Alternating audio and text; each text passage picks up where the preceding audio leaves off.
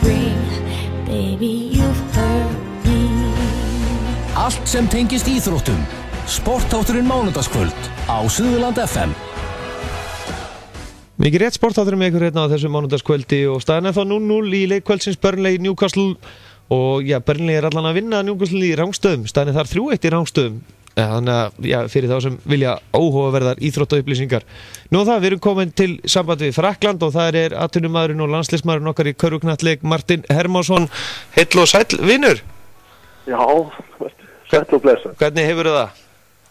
Ég bara mjög góður. Já, ertu orðin góður í frönskunni? Ég væri alveg til ég að vera sleipari sko, en ég orðin heldig góður í að panta mér allavega á veitingastöðum og bjóða góðan daginn og spyrja hvernig fólk hefur og svona. Já. En ég ekki að fara að ræða einhverja pólitík eða svona daginn og veginn sko. Nei, einmitt, þú lætur það að eiga sig. Já, svona, ég stoppaði af, læt mig hverfa svona fljótlega eftir fyrstu 2-3 ár setningan. Já, einmitt, nákvæmlega. En allan að svona, já, þú ert núna búin að vera út í Frakklandi náttúrulega ekki í langan tíma. Hvað ertu búin að vera þarna lengi? Þetta sko, ég kom hérna út í september í fyrra og tók 9-10 mánuði og er búin að taka núna 1,5 eitthvað svo leið, svona þetta að detta í ár allt í allt. Já. Þetta rosa fljótt að líða svona. Já, en hvernig hefur svona liðinu þínu gengið þetta tímabil? Við erum bara fyrir svona ágætlega á stað. Við erum búin að spila 7 leiki og vinna 4 af þeim. Töpum útivöll á móti Lyon í fyrradag. Þannig að við erum bara, fyrir bara svona þokkalega á stað, en þetta myndi maður vilja vera taplaus svona eins og alveg íþróttamenn vilja, en við erum bara svona nokkuð sáttir og þetta er rosalega langt tímabil. Þetta er alveg 34 leikir í deild, þannig að menn ekkert eitthvað að stressa sig mikið á hlutunum núna. Nei, hvað mikið ferðalög hjá ykkur? Þurfum við að fara langt í leiki? Já, það kemur alveg fyrir, sérstaklega ef við erum að fara til Suður-Frakklands eða þegar við förum til Monaco eða eitthvað svoleiðis, þá þetta hann þarf að taka flugvél, en yfirleitt erum við að ferða svona 4-5 tíma allavega hana. Það er rosalega sjaldgæft að það sé leikir sem eru innan við það. Það er þá bara aðalega París eða einhver staðir sem eru svona aðeins nær, en yfirleitt er þetta svona 4-5 tímar annarkvort í rútu eða lest. Já, nákvæmlega. Sem að fara í ferðalög. Og það er náttúrulega Haukur Helgi, hann að spila þarna úti, það ekki líka hefur verið eitthvað?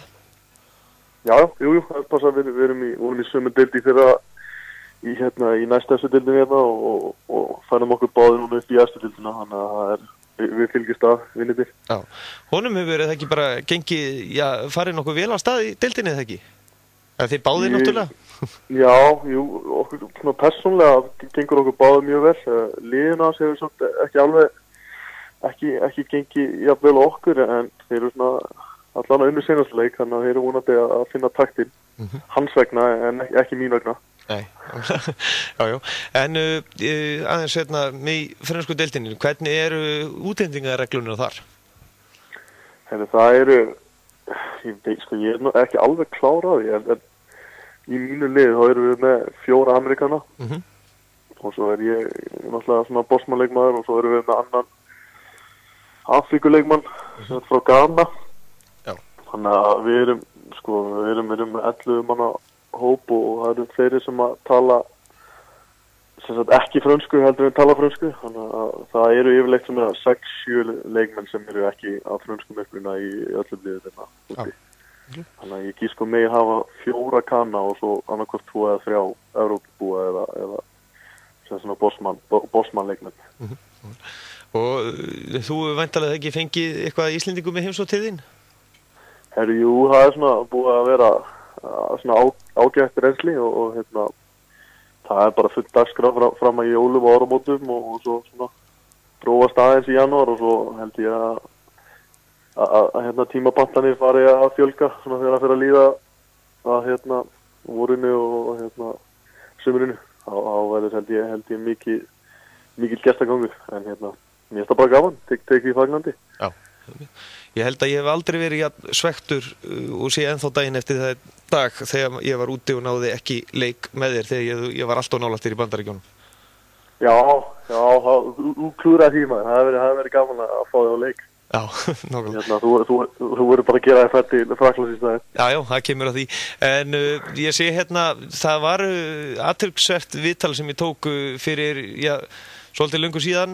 Já, það er sönguleg, það er nú bara 3 ár síðan og það var að veðan Ingvar Örn Ákason, Bessan betur þekkt sem heimsóttiði mitt þegar þú varst úti. Já, okay. Nú komin liðið 3 og hann ég segir ennþá daginn í dag, hann ennþá monta sig að því að hann hafi tekið í vítum og fleira. Hefur eitthvað skorað hann aftur?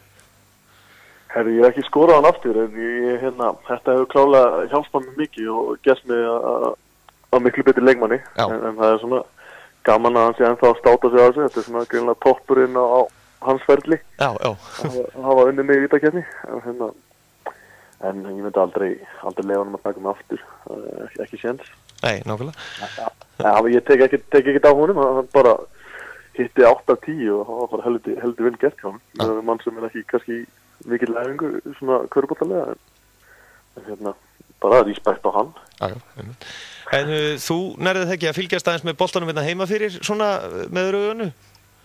Jú, ég fylgjast allavega með svona liveskóri og svona mínum vinum sem að spila heima og svo horfum ég á körfuboltakvöldi á föstudögum. Já. Og það bara þegar pabbiðin eða þegar alltaf er? Það er alltaf, þú veist, gaman að horfa á pappa í þessu, hann stendur sér vel og þeir allir, en mér bara gaman að fylgjast með körfuboltanum heima og alltaf eins og segja á fullt af góðum vinum í tildinni og já, mér finnst bara svo ef ég er svo mikið áhuga á körfubolta, mér finnst bara gaman að horfa og lítið annað kannski að gera svona á föstudagskvöldi daginn fyrir leik en að bara sitja í rólegheitum upp í sófa og horfa á sjónvarpið.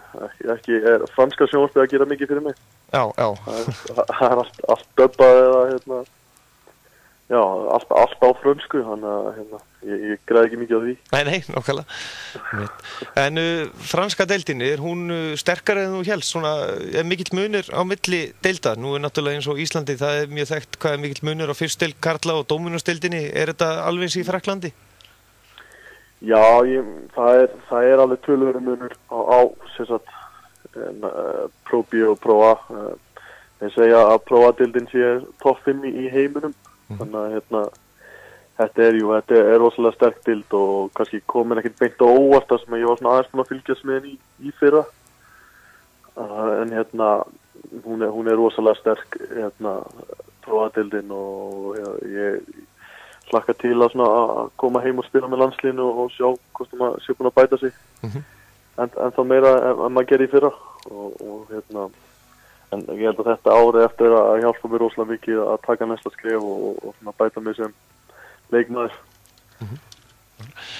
En hvernig nú er náttúrulega tími líður svo hratt og náttúrulega þetta ævintýri í sumar, hvernig fannst þið svona munurinn á stórmótunum núna, þessum tveimur? Já, eins og segja, þetta leið eiginlega allt og hratt. Maður mann bara þegar maður var að tryggja sig í annarskipti inn á móti og hvað spenna var mikil að koma heim aftur yfir sumarið og hitta strákana og taka þátt í öllu þessu ævintýri aftur. Og við finnst eða bara hálfa ótrúlegt að þetta sé bara búið og verði ekki fyrir eftir 4 ár aftur.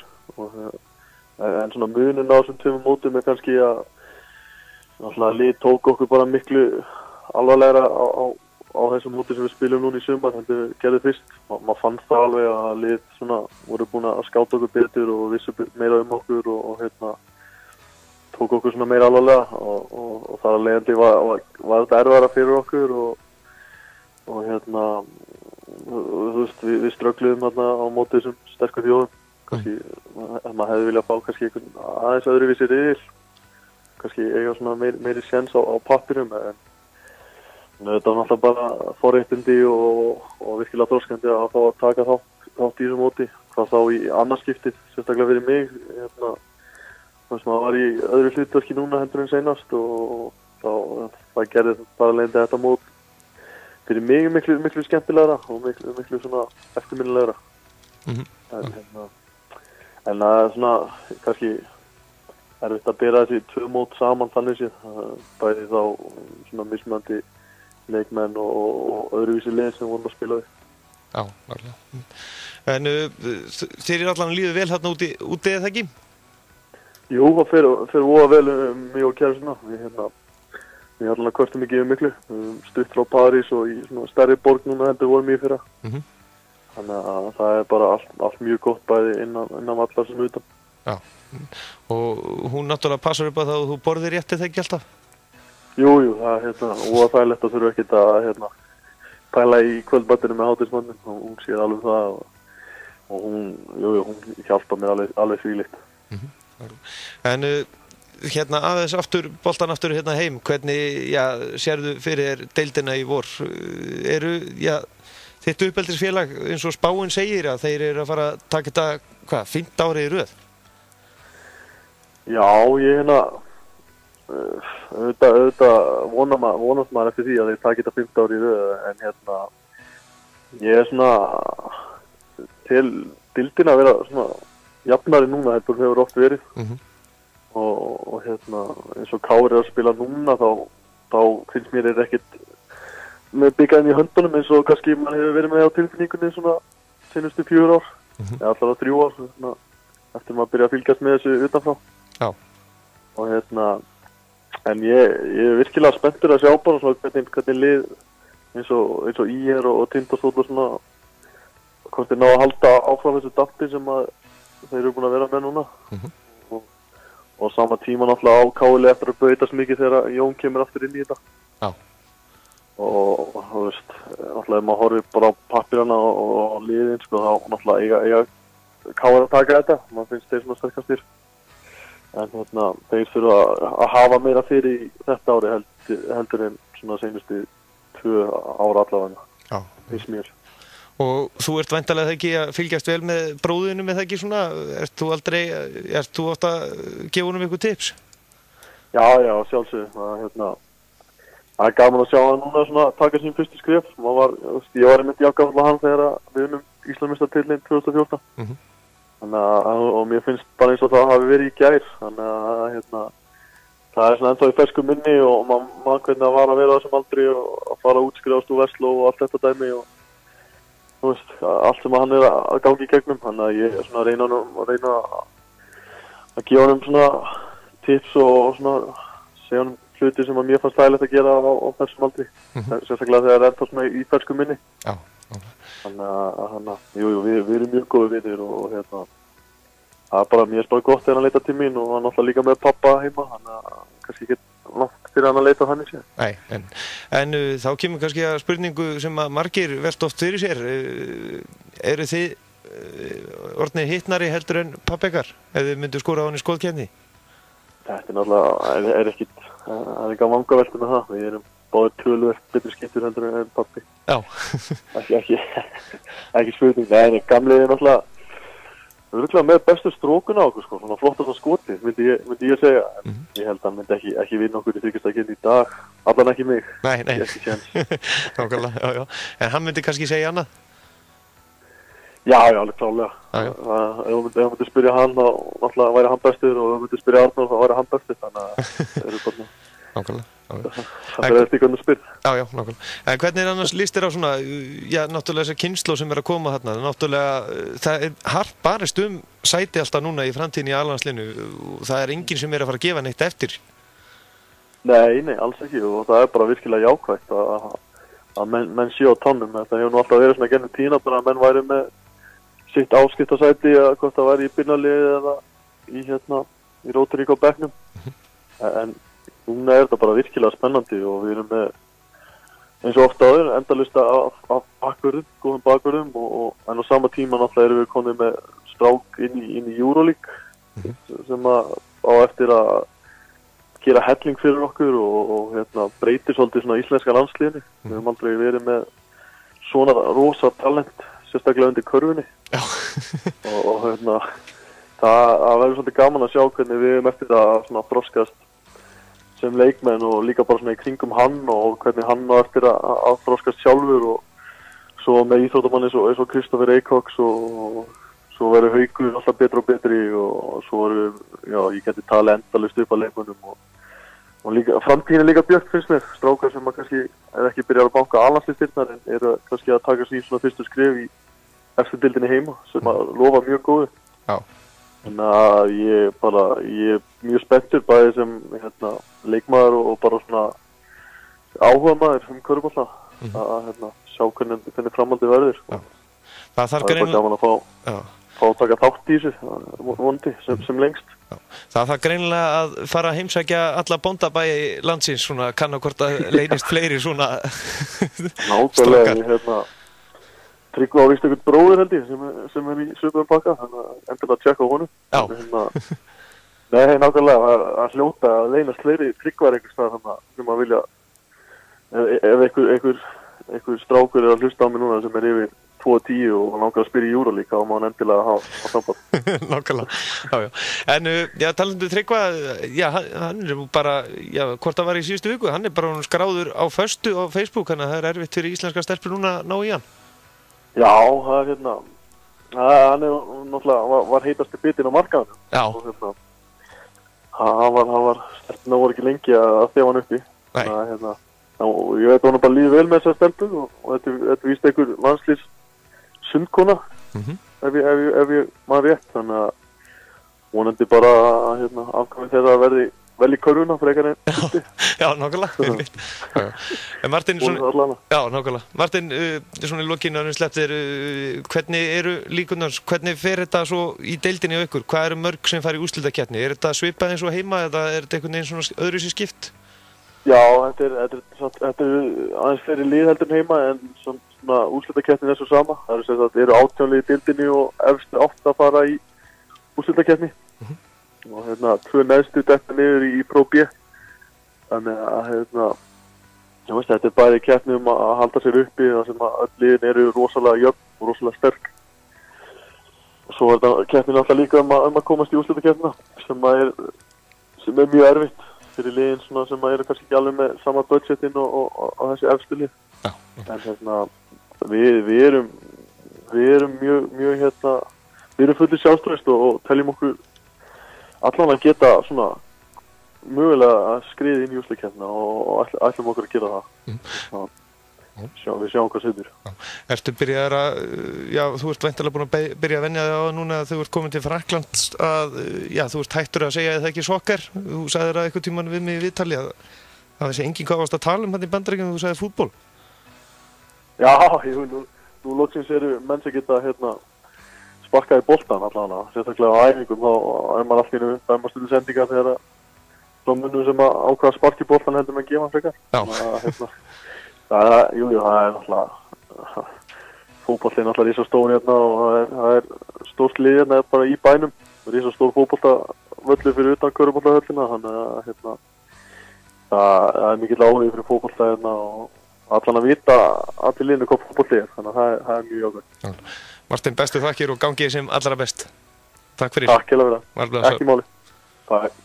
Já, Martin Hermansson, alltaf, þau fyrirmyndar algjör snillingur. Leik kvöldsins í körfunni er lokið. IR 48, KR 98 í fyrst deild kvenna. Þannig að KR-ingar ennþá, ósigraðar í fyrst deildinni. En IR ennþá leita sínum fyrsta sigri. Burnley eru konir 1-0 yfir gegn Newcastle. Meirum það hér á eftir og það er líka búið að draga heldur betur til tíðinda á Spáni og Ítalíu. Inter 2-1 yfir gegn Hellas Verona og á Spáni Espanyol 1, Real Betis 0 og Deportivo Corona eru konir í 3-1 gegn Las Palmas. Þú ert að hlusta á sportþáttinn Mánudagskvöld á Suðurland FM.